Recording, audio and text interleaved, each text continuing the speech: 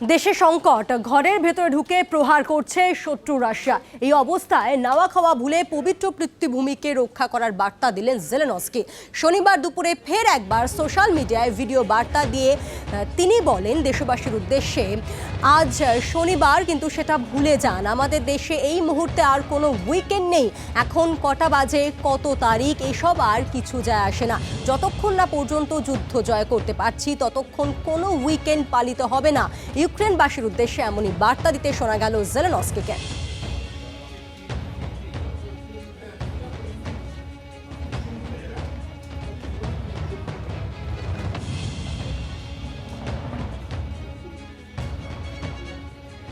অনেকটা পথ হেঁটে ইউক্রেন থেকে রোমানিয়া সীমান্তে পৌঁছতে হচ্ছে ভারতীয় পড়ুয়াদের।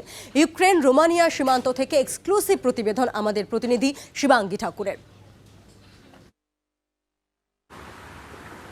देखिए, यूक्रेन और रूस के बीच जंग का 10वां दिन है और इस पूरे समय जो आम जनता है वो बस यही चाहती है कि वो सुरक्षित किसी जगह पर पहुंच जाए। और रूस की तरफ से ये कहना कि सीज़ फायर है, कहीं ना कहीं जो लोग फंसे हुए हैं उनके लिए थोड़ी राहत की खबर है। लेकिन सिर्फ 2 इलाके हैं, वहीं पर इसका ऐलान किया गया है। ऐसे में ये देखना होगा कि कम समय है, सीज़ फायर है, और इन इलाकों से जो लोग दूसरे इलाकों के ज़रिए बॉर्डर तक पहुँचेंगे, क्या वो सुरक्षित पहुंच पाएंगे, सबसे बड़ा सवाल ये।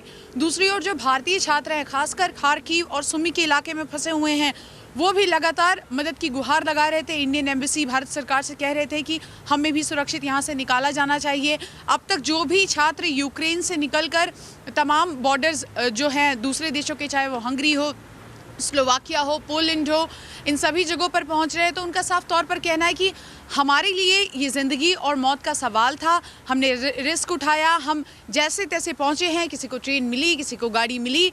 जो छात्र थे, लड़के, वो कह रहे हैं कि हमें तो पैदल चलकर आना पड़ा। लंबा जो टनल था मेट्रो के अंदर, वहाँ भी हम चले, बॉर्डर पर भी चले, जैसे तैसे बॉर्डर तक पहुँचे हैं। तो ऐसे में सीज़ फायर का ऐलान अपने आप में कहीं ना कहीं राहत की खबर है, लेकिन क्या ये भारी संख्या में लोगों को राहत देगी? दूसरी ओर इस वक्त हमारी मौजूदगी हंगरी में है।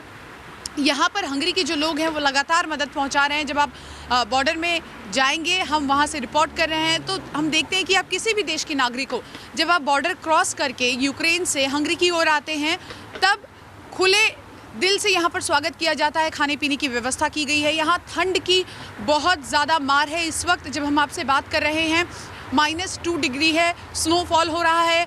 ठंड से भी राहत के लिए लोगों ने इंतज़ाम किया है, कई लोगों ने डोनेट किए हैं ठंड के कपड़े। कुल मिलाकर कोशिश की जा रही है कि जंग एक तरफ जारी है, लेकिन दूसरी ओर मानवता की मिसाल भी पेश की जानी चाहिए। और इस बीच रूस की ओर से सीज़ फायर, ये बड़ा ऐलान है, लेकिन ये देखना होगा कि इससे राहत कितनी मिलती है, कितने लोग इवैक्यूएट हो पाते हैं, सुरक्षित जगहों पर पहुँच पाते हैं। वहीं यूक्रेनियन से भी हम लगातार बात करें, और देखिए, यूक्रेन के लोगों का साफ तौर पर कहना है कि अगर हमारी मजबूरी ना हो तो हम अपने देश के लिए लड़ने को तैयार है। एक महिला से हमने बात की जिसकी 5 साल की बेटी थी। उसने साफ तौर पर कहा कि अगर ये जिम्मेदारी मेरे हाथ नहीं होती, मेरी बेटी को मुझे नहीं देखना होता, तो इस वक्त शायद मैं अपने देश में होती, गन लेकर अपनी देश की सुरक्षा कर रही होती। तमाम यूक्रेन के जो लोग हैं अलग अलग जगहों से यूक्रेन में वापस आ रहे हैं ताकि इस जंग को लड़ा जाए। और ये सब कुछ क्यों हो रहा है? ज़ेलेंस्की की वजह से हो रहा है। जिस तरह से वो एक पावर, वो अपना दमखम दिखा रहे हैं, लगातार अपने बयान जारी कर रहे हैं, इससे लोगों में कहीं ना कहीं कॉन्फिडेंस बढ़ा है और यूक्रेन के लिए वो मर मिटने को तैयार है। कुल मिलाकर ये देखना होगा कि इस सीज़ फायर के बाद कितने लोग सुरक्षित निकल पाते हैं।